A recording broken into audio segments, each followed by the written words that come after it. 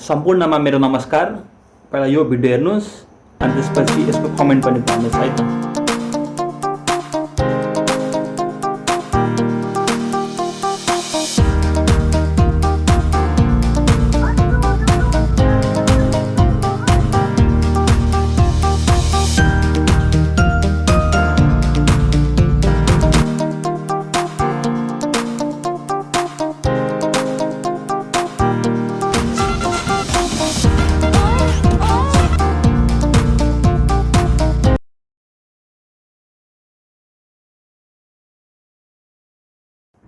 हेर्नुभयो र म के भन्न चाहन्छु यो विषयमा भन्दाखेरि नि हैन, अब यो नेपाली समाजमा नि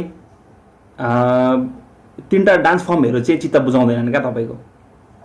एउटा ग्ल्यामर, एउटा आइटम सङ अनि अर्को भनेको तपाईको सेन्सुअल।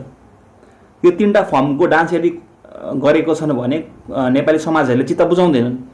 अनि अब देउसी भैलोमा अब यस्तो यस्तो डान्स गरेको छ, अब यस्तो यो त अब यो समाजमा यो विकृति फैलाएको, यो अब के अब बलिराजाले यस्तो पठाएको हो र भन्छन्, कसैले के भन्छन् हैन।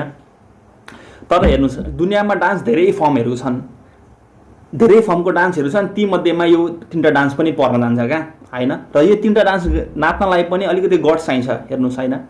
अनि कि त तपाईहरुले अब हिन्दी गीतै ब्यान गर्नु पर्यो हैन। हिन्दी गीत देउसी भैलोको टाइममा तिहारको बेलामा हिन्दी गीत चलाउनु भएन भनेर सरकारले कि त ब्यान गरिदिनु पर्यो। नेपाली गीतमै कल्चर डान्सहरू गर्नु, आफ्नो फर्महरू, आफ्नो कल्चरलाई रिप्रेजेन्ट गर्नु भनेर त्यसरी गर्नु पर्यो। हिन्दी गीत ब्यान गर्न लाउनु पर्यो। हैन भने कुनै पनि डान्स यदि गरेको छ भने त्यसलाई एप्रिसिएट गरिदिनु पर्यो। किनभने त्यही हिन्दी गीतमा, त्यही गीतमा यदि अरू फर्महरू जस्तै लिरिकल, कन्टेम्पोरेरी या हिपहप या अरू कुनै पनि फर्महरू हैन, जुन चाहिँ यो मैले भनेको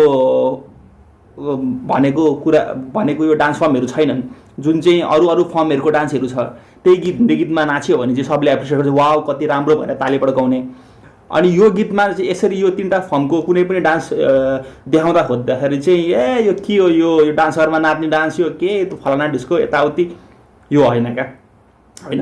कि त डान्स फर्म अब हिन्दी गीत पुरै ब्यान गर सरकार, हैन भने यो दुनियाँभरको कमेन्ट चाहिँ नगर्नुस्। तपाईहरुलाई के लाग्छ यो विषयमा कमेन्ट गरिदिनु होला है त।